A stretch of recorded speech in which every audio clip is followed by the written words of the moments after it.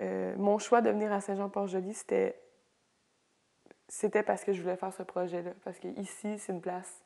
Bon, ils sont équipés pour le bois en plus. Puis traditionnellement, il y a eu... c'était une école de sculpteurs sur bois. Puis juste pour ça, ça me donnait envie de venir ici.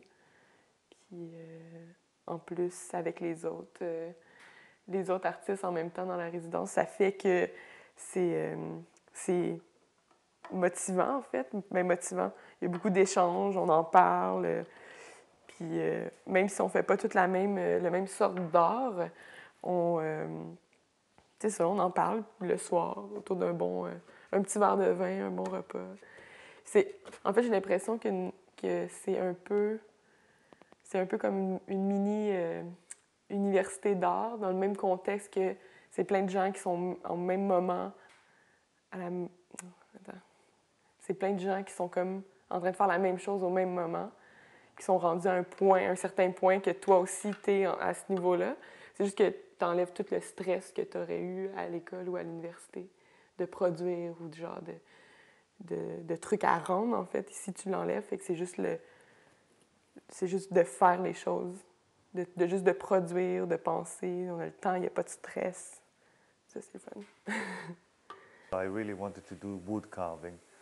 I had this kind of idea, fantasy in a long time that I'm going to make like 3D work because I'm mostly a painter. I definitely wanted to make wood carving, like in the traditional way, with the right tools. And I looked at the website and I realized this is the best place to do it. Et je travaillais déjà beaucoup avec le bois et puis quand j'ai demandé à venir ici, quand j'ai proposé ma candidature, c'était aussi en connaissance du fait qu'ici il y a un équipement dont j'ai pas accès, auquel j'ai pas accès habituellement.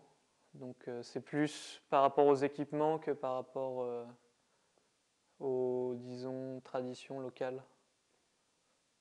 J'avais choisi Esnarès parce que j'avais envie aussi d'essayer la sculpture sur bois. Donc, c'était mon intention de départ. J'ai jamais sculpté sur bois avant, mais j'ai fait de la sculpture de d'autres façons, plus dans l'argile, dans le plâtre, la pierre.